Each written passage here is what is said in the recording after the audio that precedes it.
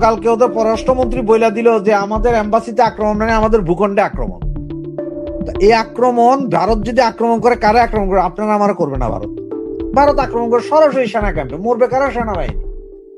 সেনা প্রধান আজকে 2 দিন ধরে চেষ্টা কইরা আজকে কথা বলছে 3-4টা সেনা ক্যাম্প, এগুলো ফালাইতে ভারতের জন্য কয়েক মিলি সেকেন্ডের দরকার। সেকেন্ডও না, মিলি সেকেন্ড, কয়েকটা মিলি সেকেন্ডে হয়ে যাবে। হ্যাঁ, ভারতীয় সেনা কর্মকর্তা যাচ্ছে, ওদের বিভিন্ন ক্যাম্প যাচ্ছে, কারণ বাংলাদেশ ভারত সীমান্তে অলরেডি S-400 লাগাই দেওয়া হয়েছে। হঠাৎ ভারতীয় সেনার শীর্ষ কর্মকর্তারা এসে কিছু কিছু বিষয় তারা দেখাশোনা করছেন, কিছু একটা প্রস্তুতি। এখানে কিসের ইঙ্গিত আছে একটু জানতে চাইবো।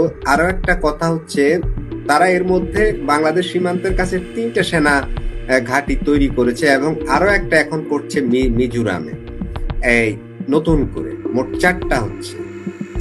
এই অঞ্চলে ভারতের এই যুদ্ধ প্রস্তুতির কি কারণ থাকতে পারে? এটা হচ্ছে বাংলাদেশের সাথে ভারতের সীমান্ত হচ্ছে যে প্রায় 4000 কিলোমিটার সম্ভবত। এখন এর মধ্যে কিছু কিছু এমন জায়গা আছে যেখানে আপনার ওই যে নদী আছে, জঙ্গল আছে, এইরকম।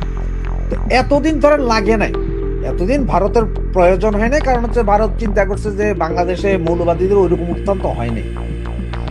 সুতরাং ভারত এই দিকে নিশ্চিন্ত ছিল যে নিরাপত্তা অন্তত বাংলাদেশের মাটি ব্যবহারে ভারতে কোনো গ্যাঞ্জাম হবে না, যার কারণে ভারত ওইদিকে চোখও দেয়। এখন যখন পাকিস্তানে IS আইসা এখানে ট্রেনিং দিচ্ছে, হামাস আইসা ঘাঁটি কাটতেছে, তারা তো তাদের নিরাপত্তার ব্যবস্থার চিন্তা করবে।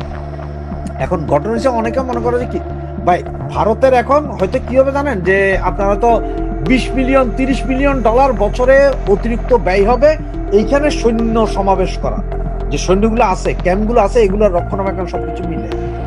যান, ভারত এই যে মিজোরামে একটা বাহিনী করছে, সেটা হচ্ছে এই কি বলে আপনার এটাতে,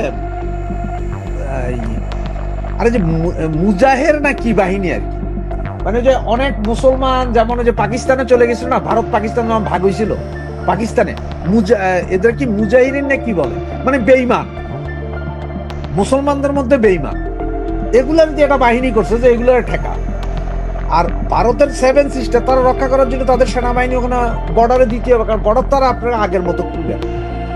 আর একটা কথা বারবার, ভারত আমাদের বাংলাদেশের গ্রাউন্ডে বুট দিবে না, কারণ বুট ফেলানোর দরকারই নেই, ড্রোন মারা বা ব্রাহ্মস মাইরে ফালাই দিবে। আমাদের 3-4টা সেনা ক্যাম্প, এগুলো ফালাইতে ভারতের জন্য কয়েক মিলি সেকেন্ডের দরকার। সেকেন্ডও না, মিলি সেকেন্ড, কয়েকটা মিলি সেকেন্ডে হয়ে যাবে। হ্যাঁ, ভারতীয় সেনা কর্মকর্তা যাচ্ছে, ওদের বিভিন্ন ক্যাম্প যাচ্ছে, কারণ বাংলাদেশ ভারত সীমান্তে অলরেডি S-400 লাগাই দেওয়া হয়েছে। এত বড় সীমান্ত, যার কারণে CCTV ক্যামেরা, স্যাটেলাইট ক্যামেরা সব ফিক্স করা হচ্ছে। ভারতের উচ্চপদস্থ সেনা কর্মকর্তারা বর্ডার এরিয়া ঘুরে আসছে, দেখে আসছে যে কি অবস্থা, মানে সব ঠিকঠাক হচ্ছে কিনা। কোনো জঙ্গি আর ঢুকতে দিবে না ভারত ওখানে। আর এইবার আপনি আর বলতেও পারবেন না যে ভারত কাউরে গুলি করে মেরে ফেলতেছে, কারণ যে ভারত এখন মানলো বললো যে এগুলো সব জঙ্গি ছিল। আপনি কি করবেন? আপনি তো সবচেয়ে বড় ভুল করছেন, ইন্টারন্যাশনাল ল ভাঙছেন যখন আপনি ভারতীয় এম্বাসিগুলোতে আক্রমণ করছেন। এখন গত 2 দিন ধরে সেনা প্রধান চেষ্টা কইরা, যখন গতকালকে ওদের পররাষ্ট্রমন্ত্রী বইলা দিল যে আমাদের এম্বাসিতে আক্রমণ মানে আমাদের ভূখণ্ডে আক্রমণ। এই আক্রমণ ভারত যদি আক্রমণ করে, কারা আক্রমণ করে? আপনারা আমার করবে না।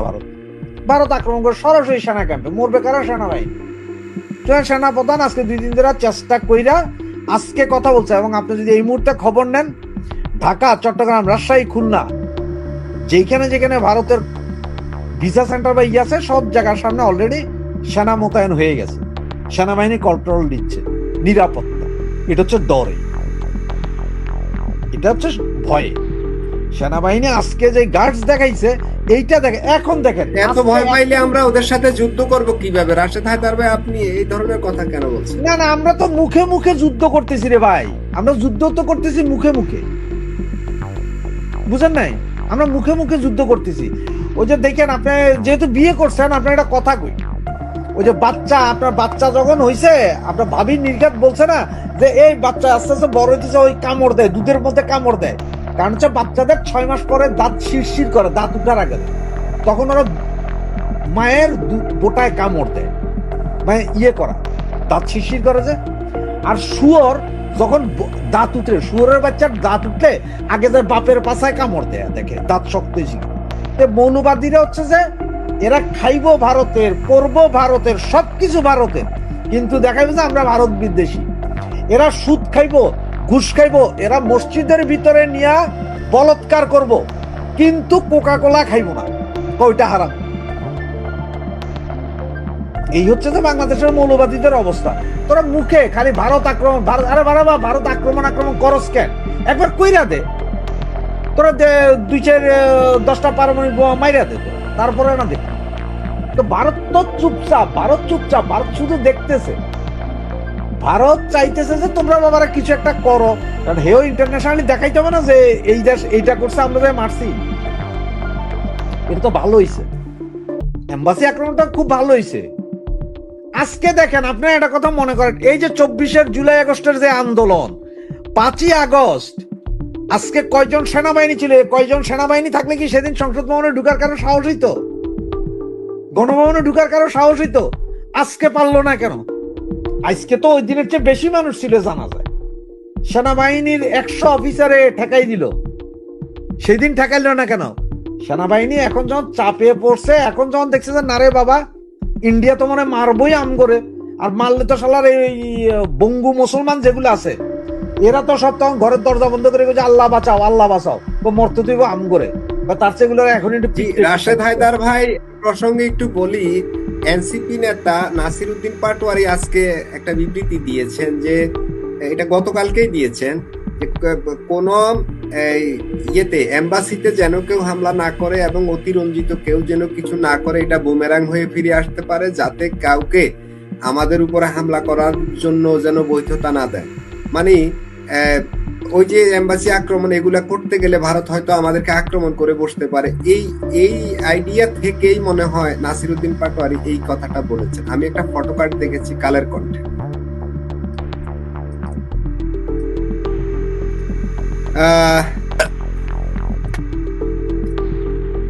আমি রফিক ভাইয়ের কাছে একটু আসি। মাসুদ ভাই জি, আপনার কথা শেষ?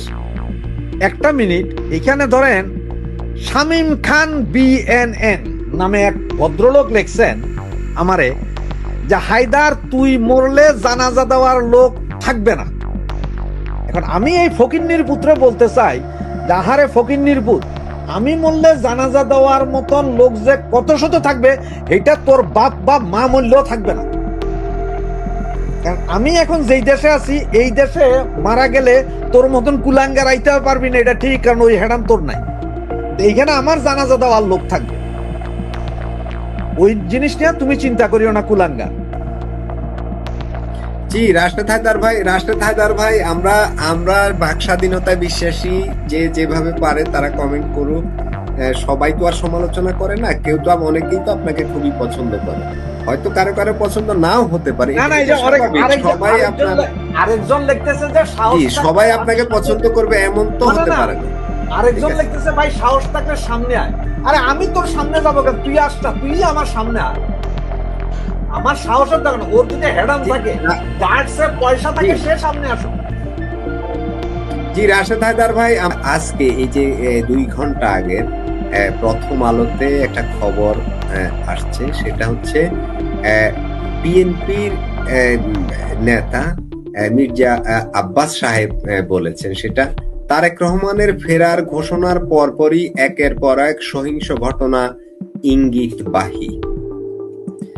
তিনি বলতে চাচ্ছেন যে তারেক রহমানের ফেরার ঘোষণার পরপরই একের পর এক সহিংস ঘটনা ইঙ্গিতবাহী, কি কোনো বিশেষ ইঙ্গিত বহন করে, কথাটা অনেকটা এখানে সংক্ষেপ করা হয়েছে। মির্জা আব্বাস সাহেব এই ধরনের একটা বিবৃতি দিয়েছেন, বা ওনার বক্তব্যের ভিতরে তিনি সেটা বলেছেন।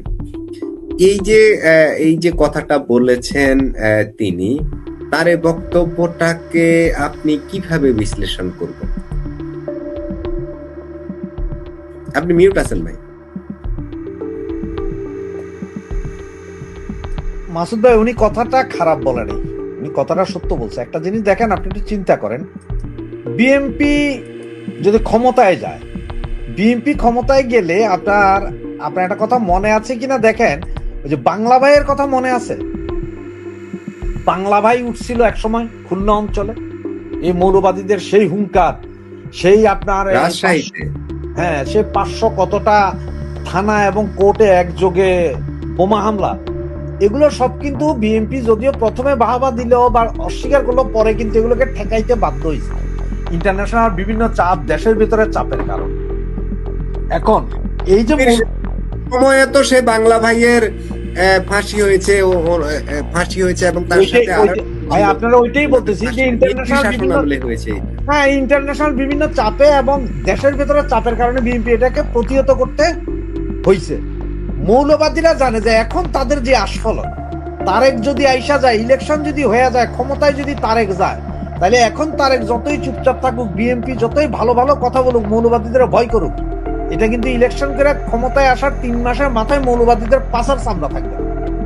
এটা মৌলবাদীরা বুঝে, আর বুঝে বিদায় ঠিক তারেক আসার ঘোষণা বা তারেক আসবে এইসব কারণে ওরা এই জঞ্জাল চালাবে। এবং আমি তো আপনি যেরকম, আমি ভয় করতেছি, আমাদের হাতে এখনো প্রায় আরো 20 দিন সময় আছে। এই 20 দিনের ভিতরে যে আরো কত অঘটন ঘটতে পারে সেটা এখন দেখার বিষয়। আরো কয়টা লাশ যে পড়বে আল্লাহ মাহবুদ ছাড়া কেউ জানে না। সুতরাং এই বেচারা মির্জা আব্বাস যা বলছে তা কিন্তু কাহিনী ঠিকই বলছে। উনিও তো সরাসরি আমার মতো বলতেছে না, টেকনিক্যালি পলিটিক্যাল লোক, উনি টেকনিক্যালি বলতেছে। আমি তো হয়েছি যে আপনার ধরেন যে জিব্বা কাটা মানুষ, সোজা বইলা দিই, এটা কিন্তু উনি কিন্তু মিথ্যা কথা বলে নাই। মৌলবাদীরা করাইতেছে এটা একদম 100% শিওর, যাতে বিএনপি ক্ষমতায় আসতে না পারে, ইলেকশন না হয়, তাহলে মৌলবাদীদের এই রাজত্ব চলবে। যেমন ধরেন আপনার অনেকের ভুল ধারণা আছে, অনেকে বলে যে বিএনপি আওয়ামী লীগের বিরুদ্ধে মামলা করছে, বিএনপি সব ধ্বংস করছে। হ্যাঁ, আমি বলি বিএনপি করছে, তবে বিএনপি দিয়ে মামলা করানো হয়েছে, কিন্তু থানা থেকে পুলিশ জামাতে ইসলামে পাঠাইছে। জামাতে ইসলাম পুলিশ পাঠায়, জামাত নেতারা 24/7 ওখানে পুলিশের থানার ভিতরে যায়, ওনারা চেয়ার টেবিল নিয়ে বসে গেছে, কার বাড়িতে কখন পাঠাইতে হবে, কারে কখন ধরতে হবে, এগুলো আবার জামাত করে। তো বিএনপি এখন এটা ইদানিং বুঝতেছে, বিএনপি এতদিন বুঝে নেই, যার কারণে ওনাদের কিছু কিছু নেতার শুভ বুদ্ধির উদয় হয়েছে, তারা না পারতেও কিছু কথা বইলা দিচ্ছে, মুখ ফুটে বইলা দিচ্ছে। ভাই আপনাকে আরেকটা কথা বলি, গতকাল রাত্রে, আজকে তো মির্জা আব্বাস সাহেবের এই এটা দেখালাম, আমার স্ক্রিনশটটা নেই, কিন্তু ভিডিওতে দেখেছি মির্জা ফখরুল ইসলাম আলমগীর সাহেব যে ঘটনাগুলো ঘটেছে, প্রথম আলো, ডেইলি স্টার, ওই যে একটা হিন্দু ছেলেকে, যুবককে যে পুড়িয়ে দেয়া হলো, এই সবগুলো ঘটনা নিয়ে, এবং আওয়ামী লীগ নেতাদের বাড়িতে যে অগ্নিসংযোগ করা হয়েছে, বিশেষ করে চট্টগ্রামে, এবং উনি বলেছেন কয়েকজন আওয়ামী লীগ নেতার বাড়িতে অগ্নিসংযোগ হামলার ঘটনা ঘটেছে, আমরা এর তীব্র নিন্দা জানাই। ওনারা কিন্তু এই এতদিন পরে, এত কিছুর ভিতরে এই নিন্দা জিনিসটা কিন্তু আসছে, বা তাদের বিএনপির বক্তব্যের মধ্যে কিন্তু হঠাৎ করে একটা চেঞ্জ চলে আসছে। এই ওই ওসমান হাদির ঘটনার পর থেকে, ওসমান হাদিকে যেদিন গুলি করা হয় তারপর থেকে বিএনপি একটু অ্যালার্ট ছিল। এরপর থেকে ধীরে ধীরে কিন্তু অনেকটা বিএনপির বক্তব্যগুলো, বিবৃতিগুলো কিন্তু পরিবর্তন হচ্ছে ক্রমান্বয়ে। কি মনে হচ্ছে রাজনীতির মোড় কোন দিকে যাচ্ছে? আবার না, রাজনীতির মোড় কোনো দিকে যাচ্ছে না। বিএনপি প্রথম থেকে, বিএনপির রাজনীতি কি ছিল? বিএনপির রাজনীতি ছিল এমন যে আপনার ওরা অ্যান্টি আওয়ামী লীগ ছিল কন্টিনিউ। বিএনপির জন্মটাই অ্যান্টি আওয়ামী লীগ। এখন বিএনপিতে এমন কিছু করতে পারে যে মুক্তিযুদ্ধ তারা ধারণ করবে এটা পারে না, কারণ তারাও মৌলবাদী দলেরই প্রায় 90% ধারক এবং বাহক। এখন যেটা বিএনপি দেখলো, যারে আমরা তো এই মৌলবাদীরা তো তাদের রাজনীতি নিয়ে গেছে, তাহলে বিএনপি শূন্য। এখন দেখেন বিএনপি কিছুদিন ধরে 71 বাঁচাও এই স্লোগানটাও দিতেছে। আবার এখন আওয়ামী লীগের নেতাদের বাড়িতে আক্রমণ করছে, ওনাদের খুব দুঃখ লাগতেছে। কারণ হচ্ছে যে এমন কিছু এরিয়া আছে, বিএনপি যদি 160 আসন নিয়ে ক্ষমতায় যেতে হয়, তাইলে আওয়ামী লীগের ভোট ওদের প্রয়োজন আছে। আওয়ামী লীগের যেসব নিরীহ ভোট আছে, যারা চুপচাপ ভোট আছে, ওদেরকে যাতে কেন্দ্রে নিয়ে যাইতে পারে, কিছু ভোট দেয়। কোনো নেতা যাতে সরাসরি না বললেও ইনডাইরেক্টলি বলে যে যাও বিএনপির ওই জায়গায় জিতাই দাও, শিবিরকে ওই জায়গায় হারাই দাও। কারণ শিবিরকে এই মৌলবাদীদের হারানোর জন্য কিন্তু সবচেয়ে বড় ফ্যাক্টর কিন্তু আওয়ামী লীগ। কারণ আওয়ামী লীগের ভোট কোনোদিন জামাতে দিব না, এটা বিএনপিও ভালো করে জানে, জামাতও জানে। জামাতরা আওয়ামী লীগ ভোট দিব না এটা খুব ভালো করে জানে। এখন এই সব কিছু মিলে মানে এমন একটা ভাইব তোলার চেষ্টা করতেছে যে না আমরা আওয়ামী লীগের ক্ষতি চাই না, আওয়ামী লীগ থাক, এটা চাই আমরা। এগুলো হচ্ছে ভোটের রাজনীতি ভাই, এখানে কোনো চেঞ্জ হয়